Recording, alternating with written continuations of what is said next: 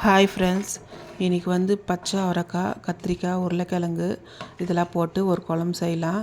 இது வந்து நான் மண்சட்டியில் தான் செஞ்சுருக்கிறேன். ரொம்ப டேஸ்ட்டாக இருக்கும் குழம்பு சாப்பிட. வாங்க இதை எப்படி செய்யுதுன்னு பார்க்கலாம். பச்சை அவரைக்காய் இது வந்து 1/2 கிலோ வாங்கிட்டு வந்தேன். ஒரு 100-150 கிராம் தான் வரும் இது கொட்டை. இதை உரித்து நல்லா கழுவி எடுத்துருக்கிறேன்.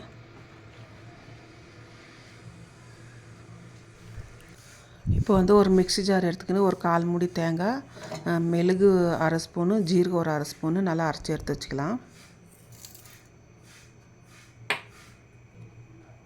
இப்போ வந்து சட்டி வச்சுக்கின்னு கொஞ்சமாக எண்ணெய் ஊற்றிக்கலாம்.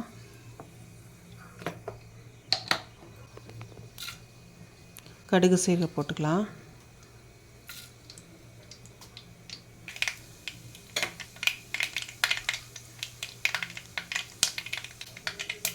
நான் ஒரு வெங்காயம், பெரிய சைஸ் வெங்காயம் கட் பண்ணி வச்சுக்கிறேன். இதையும் போட்டுக்கலாம்.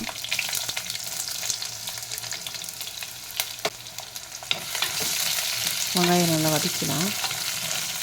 கருவேப்பிலை கொஞ்சமாக போட்டுக்கலாம். ஒரு கொத்து கருவேப்பிலை.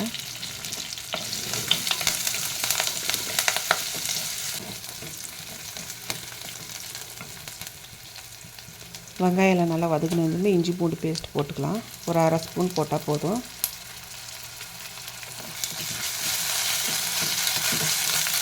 இதையும் நல்லா வதக்கலாம் பச்சை வாசனை போகிற வரைக்கும். தக்காளி போட்டுக்கலாம். நான் 2 தக்காளி எடுத்துருக்குறேன். இதையும் போட்டு நல்லா வதக்கலாம்.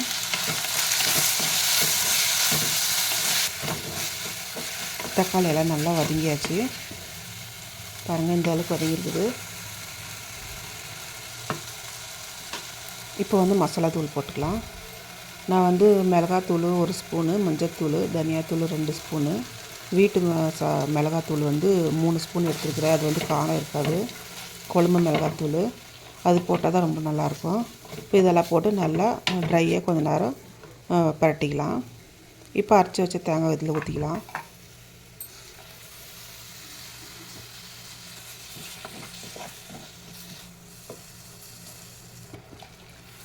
கொஞ்சமாக தண்ணி ஊற்றிக்கலாம்.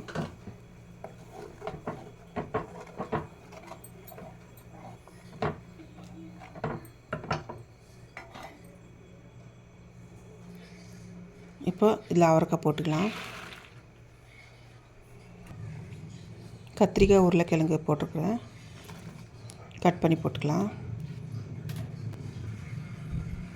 உப்பு தேவையான அளவுக்கு.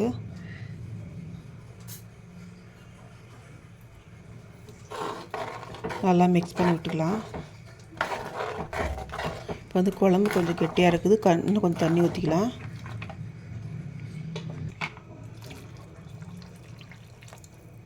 இந்த அளவுக்கு ஊற்றினா போதும். ஏன்னா கொட்டெல்லாம் வேகணும்ல, அதனால் ஊற்றிட்டு உப்பு காரெல்லாம் கரெக்டாக இருக்குதுன்னு பார்த்துட்டு ஒரு 5 நிமிஷத்துக்கு மூடி வைங்க.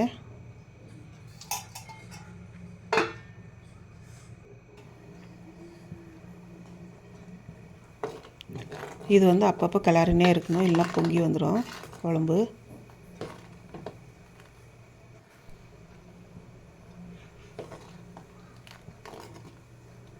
இது வந்து கிளறி விட்டுனே இருங்க.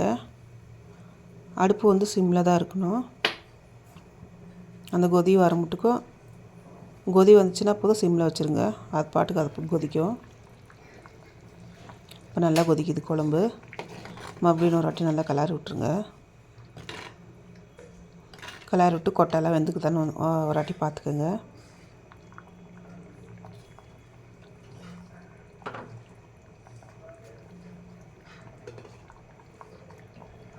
இப்போ வந்து இன்னொரு 2 நிமிஷத்துக்கு நான் மூடி வைக்கிறேன்.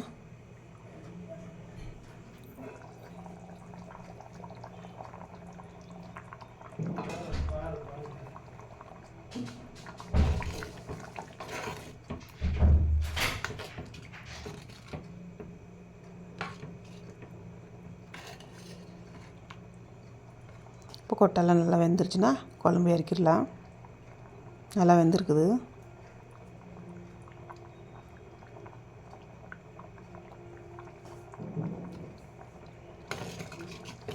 இப்போ குழம்பு ஆஃப் பண்ணிடலாம். ஸ்டவ் ஆஃப் பண்ணிடலாம். ஸ்டவ் ஆஃப் பண்ணால் கூட மண் சட்டின்றதுனால ஒரு 2 நிமிஷத்துக்கு அது அப்படியே கொதிக்கும். கொத்தமல்லி போட்டுடலாம். இது வந்து சுட சுட சாதத்துக்கு ரொம்ப நல்லாயிருக்கும் நெய் ஊற்றி சாப்பிட்டாக்க. இதை நீங்களும் வீட்டில் ட்ரை பண்ணி பாருங்கள். அப்படியே என் சேனலை சப்ஸ்கிரைப் பண்ணலைன்னா சப்ஸ்கிரைப் பண்ணுங்கள், ஷேர் பண்ணுங்கள், கமெண்ட் பண்ணுங்கள்.